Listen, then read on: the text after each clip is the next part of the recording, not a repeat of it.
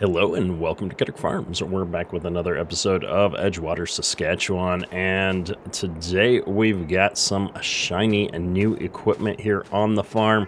The local equipment dealer heard that I was shopping around here for some more land, and he has convinced me that if we're going to pick up more land, we need to get some bigger equipment here. Now, this thing just got delivered, so I'm going to pull it up here just a little bit and out of the way. I did end up selling off our old air drill, and I also sold off the other versatile tractor.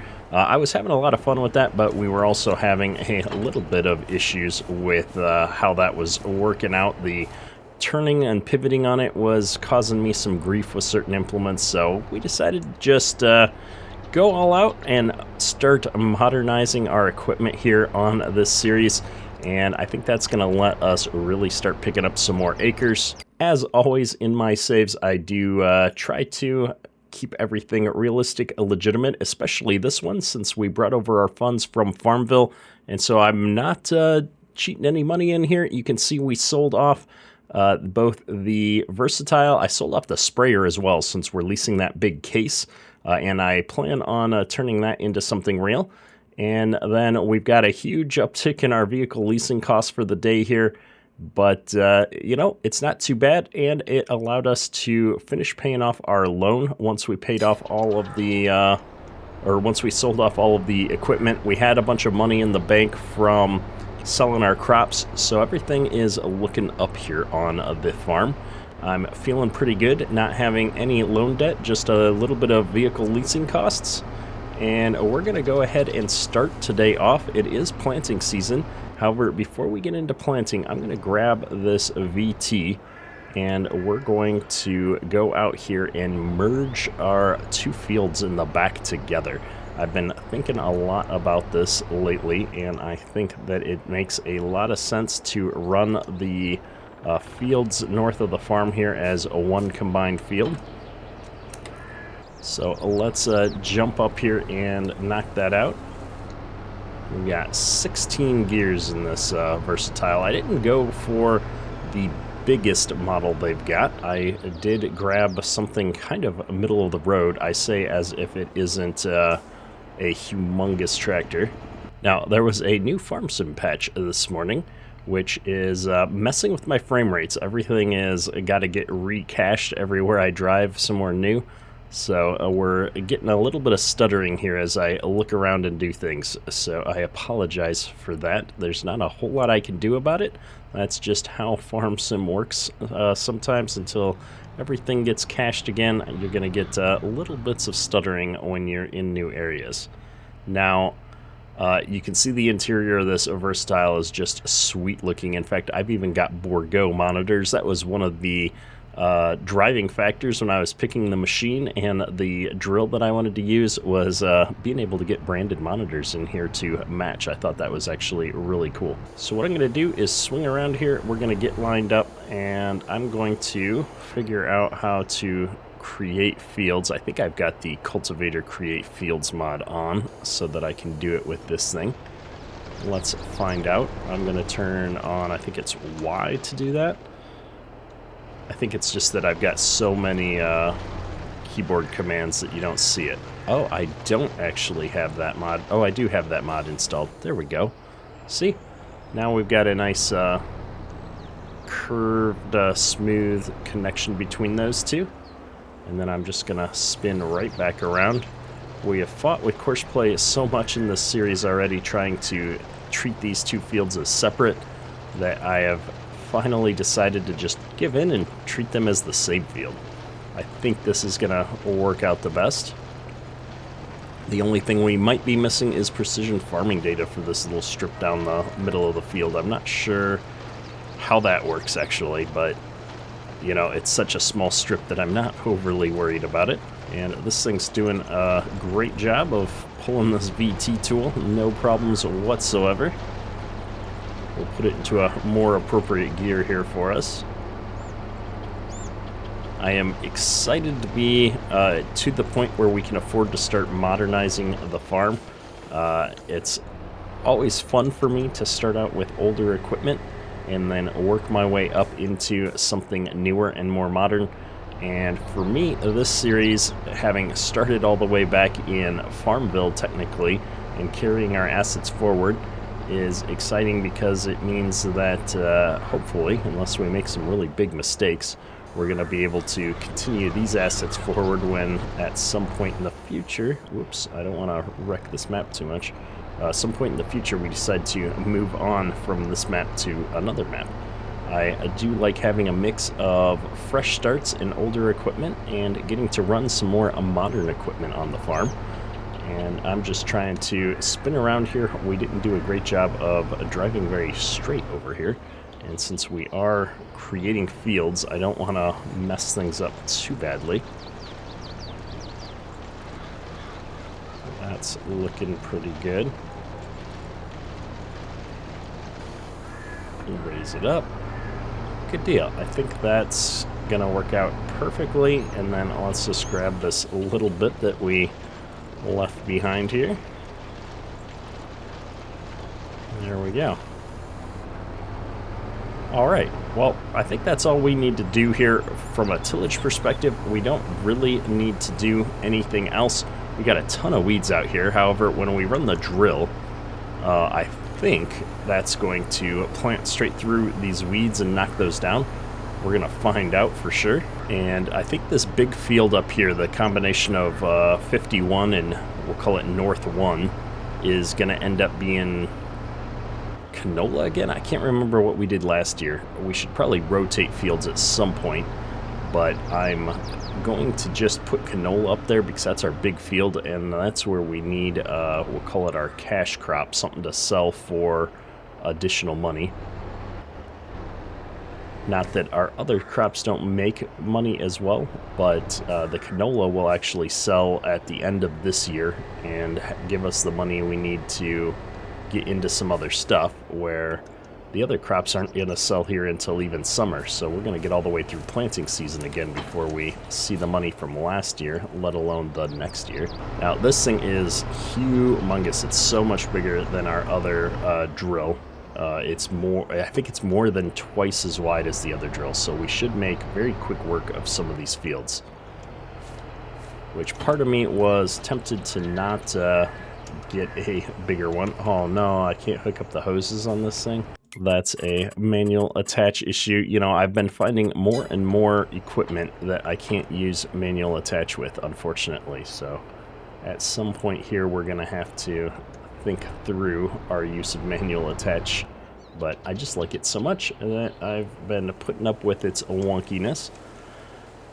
Let's see, I need to figure out what we're putting in here. How do I open this thing? Is it, oh, no, open cover. There we go. Oh, this one's got the auger on the other side. Well, that's all right.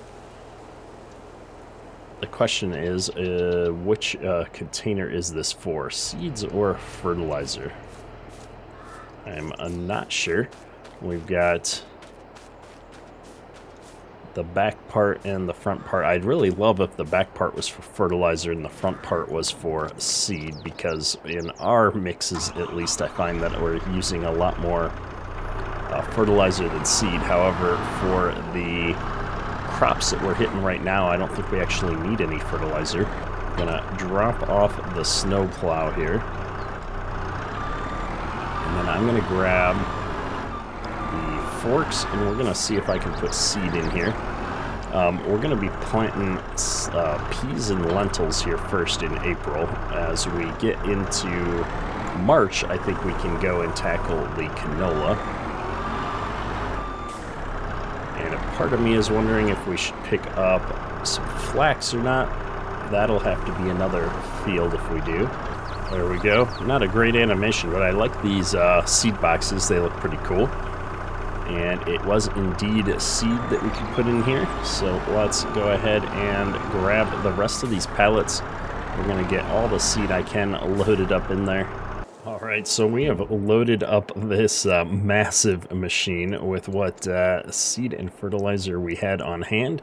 It's not full, but that's all right. That's all right. We're going to go ahead and get started, though. We're going to start right on this field by the farm here. We're already facing it and everything.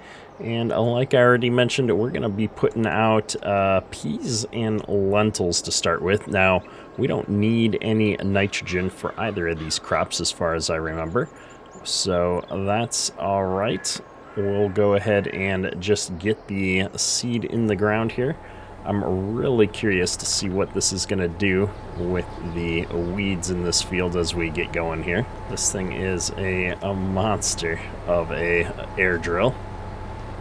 And 7 miles an hour might feel slow to get started here, but as I get up to speed, we're going to be going, I think 10 is where this thing actually caps out. So let's see if I can manage to get my width going here without crashing into the fence. We've got some getting used to this new machine to do. Gotta fine tune our distances, dial everything in a bit here. Oh, looking good. We've got this. Yeah, we're going 11 miles an hour. Not bad at all. I'm gonna gear down one here, see what that does. Nope, we're 13th gear is where I want to be. Perfect. We're getting all dialed in. New equipment, new drill. We jump in cab here. I can even shut off my HUD. Things are looking quite nice here. Got the nice Borgo monitors here, GPS monitors, all the readouts. We're getting just a smidge close to that fence, it looks like. I'm gonna step back out and make sure we're not crashing into things. I turned a smidge early. This curve is set up just perfectly, if you know what you're doing, to be able to make that with the air drill. And obviously I don't know what I'm doing. Alright, we need a HUD back on. We're gonna try and get a GPS track going now. We did get the full GPS package on this particular setup. I mean, a modern machine like this, pretty much a guarantee that we would have it. I'm gonna turn my lines on and just see where we're at. Everything's looking good. Looks like it's appropriately adjusting for our air drill. And this machine is working just beautifully. We're not really burning through the seed that fast either, so I'm looking forward to being able to knock out a lot of ground with this thing. We're not turning as early as I probably should have with this giant drill, but I think it's going to wipe out these leftover crops from the previous year, and we'll finally be back down to not having any issues as we swath with old crops. So that's part of the plan. Now, I know a lot of people recommended I could probably have come around the outside edge of this field with the VT there and widened it out ever so slightly just to make sure I never pick up any grass. I didn't really have that many problems with grass before. It was really just the different types of crops that were actually planted on the field, which tells me that the field is already ever so slightly wider than what Course Play is referencing as it does its path. And so I don't think I'm going to have any major issues this year with crops like we did last year, as long as I manage to cove the edge off a little bit with the drill here and make sure we're planting the crop that I want and not whatever got left over on the edges. And here we go. We're almost done with our headland pass. I think even though this thing is enormously wide, it makes sense to do a second headland pass just to ensure that we've got plenty of room to turn around on the up-down rows. So I'm going to just straighten this bit off here so that it's not so awkward to get turned around, square everything off a bit, and we'll just circle right back into the next row here. I don't actually have a GPS track set up for the east-west part at the moment. We're just going to wing this bit. This was a part we're going to have to do anyway. We don't usually do this on the up-down angle. I go sideways over here anyhow, so it shouldn't matter too much, especially when you're doing crops like this. We're going to be using a swather to cut them down anyway. The angles in the rows I don't think are nearly as important with some of these crops. Oh, we're not quite wide enough to take the rest of this. All right. That's all right. That's all right. We'll just keep going here on the headland pass. We'll get that when we come back here on our final headland approach anyway. But we should be able to use the GPS on the way back up the length of the field here, which will be good. We're down to 27% of our hopper here. Not bad. I think we started in the mid to upper 30s, maybe 38% or something like that. So we're not using seed very quickly, and that's encouraging. I always like when our products are going to make it through multiple stages here. Oh, we got too close. Well, we better fold up here rather than try to wreck the fence. Happens sometimes. Get the drill going. Boom.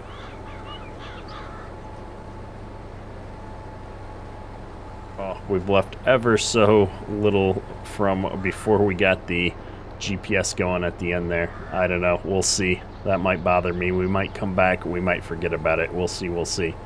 I have to say, it's a slick looking machine. It's a nice setup. I'm excited.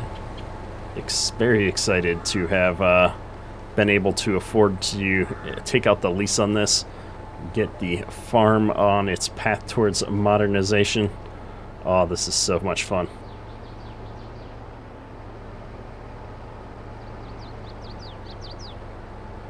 Oh, we even managed to dodge the fence there. Good deal. I feel like that by the time I'm done with the headlands, we're going to be 80% done with this field. I love it. I'm going to swing a little wide here and see if I can bring this in such a way to wrap up this whole section we missed. There we go. And back over this way. Don't jackknife it too hard. All right, we got it. We're getting there. We're getting there. I was worried this larger equipment was going to be my downfall. I tend to have a lot of problems with both articulated machines and things with multiple pivots on it. I mean, not only does the drill have to pivot on the articulated tractor here, but those front wheels actually turn, and so we've got way more pivoting axles on this whole setup than I care to count, but it seems to have been done very well. It's working out good for us. We haven't gotten hung up on ourselves or done anything crazy yet. And if I pop my HUD back on here, we can check on the amount of seeds we got. We're still at 20%, which is pretty good. We don't have any variable seed rate information for peas in precision farming, though. So it's just using a standard amount, I think. And we're not putting down any nitrogen as I'm seeding this, because the peas don't require it. If we switch into something like canola in the future, that would require nitrogen. However, the peas should add a little bit of nitrogen back into the soil, if I'm not mistaken, similar to how soybeans work. And that should put us in a better spot for next year. You can see we don't have any nitrogen in parts of this field right now, so part of me is wishing I'd been putting down a little bit of fertilizer as we're going through here using the manual settings. In fact, maybe what I'll do is on this next pass, just to be different, we'll turn that on. We'll put on 80 here and see what that looks like. It's going to use a little bit of that fertilizer up for us. We'll it's kind of an awkward way to do it, put a little bit down in the middle of the field here, but we'll balance it out when we put our next crop in here for sure. I don't remember what the deal is with this one strip around the headland passes and why I've got a little bit better nitrogen there than other parts of the field. Was that where I went around with the combine and picked up the missing bits? And I didn't have straw swathing turned on, so did that count as nitrogen for us? I'm not sure. Interesting. Either way, it looks like this is our, well, I was going to say our final pass, but we missed just enough of that I feel like I need to spin around and clean that up. We turned off the nitrogen application here with this rig. I figured we don't really need it, and it was more of just an experiment, making sure everything was working appropriately here with our new equipment, which it does seem to be. So there we go. No time at all. We've completely knocked out this field. Let's get this thing folded up. We're going to get changed over for lentils here and go tackle the other field with some lentils. We did manage to use up a little bit more of the seed than I was expecting, but our next field is not as large as this one, so I don't think we're going to have any problems. I think we're going to get through that before we have to buy some more seed, which would be nice. If we're holding 2.5 tons at 15%, we're going to be able to take like 20 tons of seed. Should be interesting. I'm trying to figure out when we go up with the semi-trailer how to calculate how much we're bringing back. I don't want to bring back more than an air cart full, and I've underestimated the width of this thing again. Let's see if I can get it out of the irrigation ditch. There we go. And I know this field is nowhere near as big, so as I get around this field twice, I know we're going to be just about done with it. I don't think I would be able to drive in cab and make sure that I'm actually getting this giant machine to the edge of the field. I guess if I'm overlapping significantly, I can handle it, but it's just so much looking back and forth to see how the field is doing, how your machine is doing, and I feel like I'd just get nauseous if I was sitting in cab here going back and forth all the time. Maybe if I had like a VR or eye tracking setup, it would feel more natural for me as a player, but I have to imagine that as a viewer, the constant screen motion would get to be a little bit annoying. So we're going to stay out of cab here, at least for the headland passes. I am enjoying the interior on this machine. It looks pretty sweet. But we'll get the headland pass done here first, and then maybe I'll take another round or two in cab in this thing just to enjoy that a bit more. And much like the other field, I think this is where we're going to set up our straight rows. Get at least one set going here. Oh, we're all over the place. We're missing it.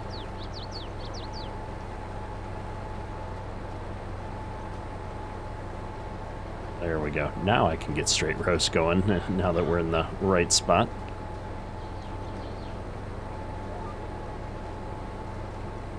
Perfect.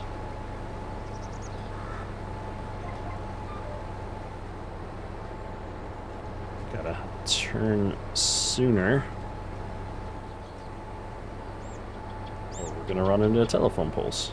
That's the problem with these giant air carts and everything, is you can't really do much once you get stuck into a position like this. There's not a lot of backing up that I can do, so we've got to fold up a bit to get around this pole and go back around and take that turn at the angle I was supposed to do it in the first place. Something more like that looks appropriate. There we go. We're still learning. This big equipment is something that I never got the opportunity to actually drive anything this big on my own when I was farming. I was in much smaller equipment. I think the biggest thing I ever drove was a 12-row width equipment. We're gonna spin right back into this and see if I can just take our second headland pass now. I'm curious where the line is for the GPS. We're gonna try and pull into that as we do this second headland pass. That way at least I know we're going to line up on the rest of this. We're not wasting a lot of energy.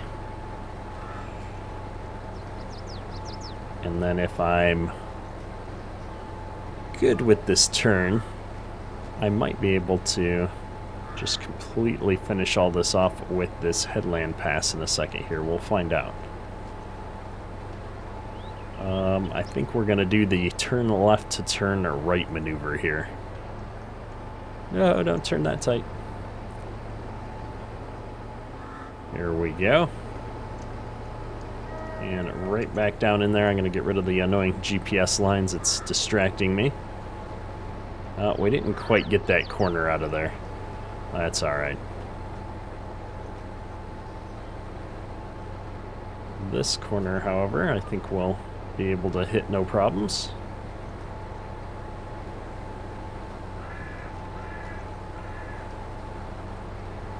And here we are. Doing good.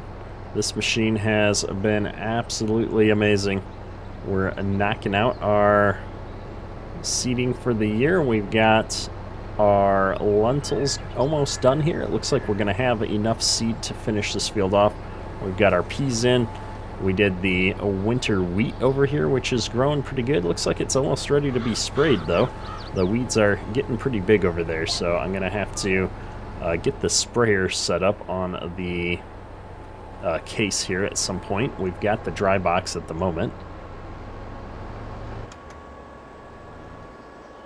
This is why I needed a second headland pass down here. I guess that's technically what we were supposed to be doing, but now that I look at it, we're almost done with this field. Oh, we didn't drop the air drill down soon enough. Oh well, we've got to come back and clean that up anyway. But yeah, we need to get the sprayer out and going soon for the winter wheat. I want to hit those weeds before they get too far along. And these fields, it's working out well. We're knocking down all the weeds with the drill here. Obviously, the weeds are going to be able to come back up through. However, we should be able to come back with the sprayer. The reason that we're running this nice case sprayer on this save is because it has the precision farming hookups. So we'll be using a lot less product and getting a lot better precision farming score, environmental score, coming out of that experience this year than we did on the previous year. So everything is really starting to come together for us here on the farm, which has been real exciting. This is one of my favorite times of the year, getting all of our crops into the ground and kind of being able to start thinking about how much money we're going to see coming off of these fields and which kind of crops we've got to do a little bit better job managing our bins and stuff this year. I know last year we were forced to sell one of our crops because we don't have enough bin space. We might put up a fourth bin somewhere on the farm because we, again, are going to have 4 different crops on the farm this year and not enough space to store them all. So those are the kinds of things that we can worry about in the summer, though. For the spring here, all I'm worried about is getting crops in the ground. And spinning in here, we've got this last bits to clean up. Our final pass here in our field of lentils. Looking good, looking good. We should get a lot better yield out of this field this year than we did in the previous year. I think we've got all of our lime in. We've got, obviously, nitrogen is fine because this crop doesn't require any nitrogen. And we're going to be doing the right things with our weed control this year. So all in all, I think we're in an amazing spot. And we're going to just keep rocking and rolling with stuff. Next episode, we'll be figuring out how to get some more seed up here for the drill and switching over to canola and tackling this big field north of the farm. Hopefully you've enjoyed today's episode. If you have, hit that like button. Helps me out a lot. Don't forget to subscribe for daily farm sim content. And remember, our Discord server is always open for anybody that's looking for help, and I've started posting the mods for my series on the Discord. I don't have all of the mods for Edgewater, Saskatchewan posted just yet, but they'll be coming soon. That's all for today. Ketterk out. This corner is always a little tricky. Oh, we didn't make it, folks.